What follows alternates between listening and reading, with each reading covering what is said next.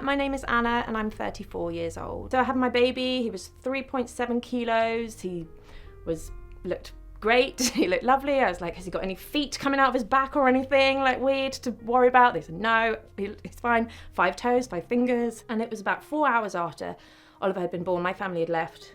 And I just couldn't, I was like, something's just not sitting right. Like, the thing is, I didn't believe that something was wrong. But I was like, I can't ignore this feeling. But I was like, it's probably nothing. It's probably nothing. These 2 midwives, they were looking at him. I was sitting there and I was just waiting for them to kind of tell me that everything's okay. And then they just suddenly pressed the button, that big red button that you're like, hope is never going to be pressed. And they just scoop him up, take him and say, we've got to take your baby to neonatal intensive care. Really, yeah, I just kind of was on autopilot, I think, at that point, like in absolute shock.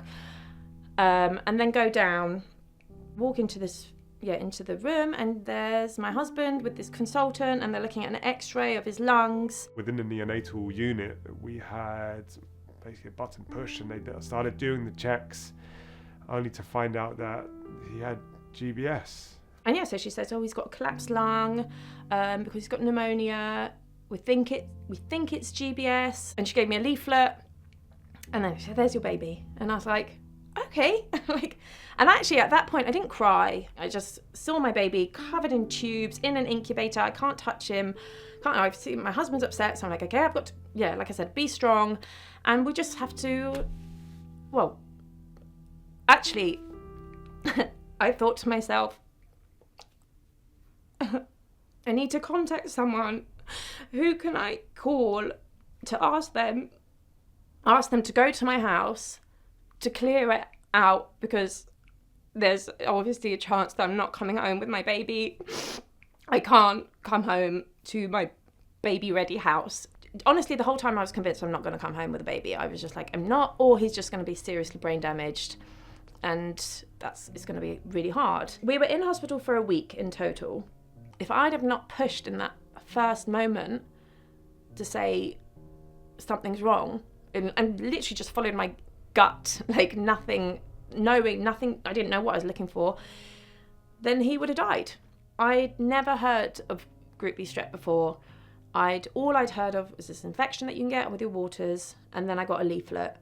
My mum found out about the group B support charity, and I think she reached out to you guys first, and she told me about it, and then I started to be like, okay, do you know what?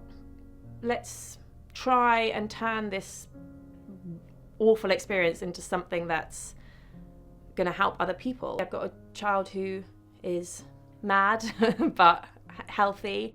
I've got 2 boys. My oldest is called Oliver. He's 4 years old. He'll actually be turning 5 in 2 days' time.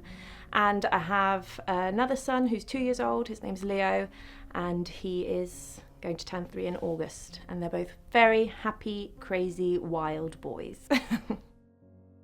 Me, Olly, Leo, Romek, our family, would love for you to share this video. If you're pregnant, if you know someone who's pregnant, even if you're not and you don't know, they might know someone, so share it, please. Share this video on your social media so it can just go as wide as possible, because this is really an amazing cause and something that does really need to be sort of spoken about and known about.